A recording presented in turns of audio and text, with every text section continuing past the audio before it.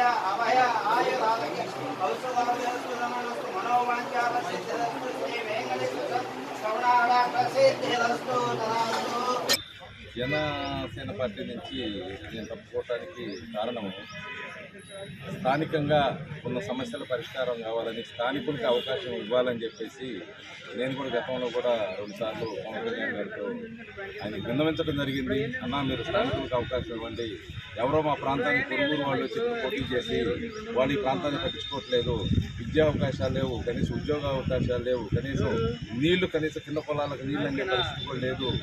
అలాంటిది మాకైతే స్థానికులమైన అవగాహన ఉంది, మాకు అవకాశం ఇవ్వండి. గతంలో కూడా ప్రజారాజ్యంలో కూడా 2008-2009 సంవత్సరంలో కూడా బైరాతీది ఇచ్చారు. ఆ తర్వాత ఇక్కడ పార్టీయే లేకుండా పోయింది, నష్టపోయాము. కాబట్టి స్థానికులకు అవకాశం ఇస్తే భవిష్యత్తు ఉంటుందన్న అని చెప్పేసి ఆయనకి తెలియజేయడం జరిగింది. సరే, పొత్తు భాగం రకరకాల కారణాల వలన ఆయన నాకు కేటాయించలేకపోయాడు. కాబట్టి ఇక్కడున్న స్థానికులు ఏదైతే ఉందో సమస్యలు ఉన్నాయో ఆ సమస్యలు పరిష్కరించాలని చెప్పేసి స్థానికుల కోసం, స్వతంత్ర స్థానిక నినాదం కోసం నేను పనిచేయాలని చెప్పేసి ముందుకు వచ్చాను.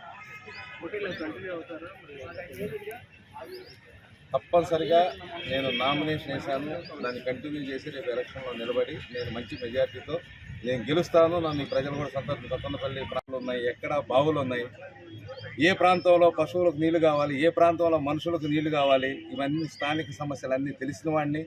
వాటన్నిటి కూడా త్వరలో కూడా నా మైండ్లోనే ఉన్నాయి. ప్రత్యేకంగా మేనిఫెస్టో కూడా అవసరం లేదు. కాబట్టి ప్రజలకి నేనేం చెప్పబోతున్నాను తెలియాలి. కాబట్టి తప్పనిసరిగా రేపు నాకు సింబల్ వచ్చిన తర్వాత ఏమేం చేస్తాము ఏంటంటే ఈ ప్రాంత ప్రజలకు కూడా నేను ఏం చేస్తానో కూడా తెలియజేసే ప్రక్రియ కూడా మొదలు. మీ బలం ఏమని భావిస్తున్నారు సార్?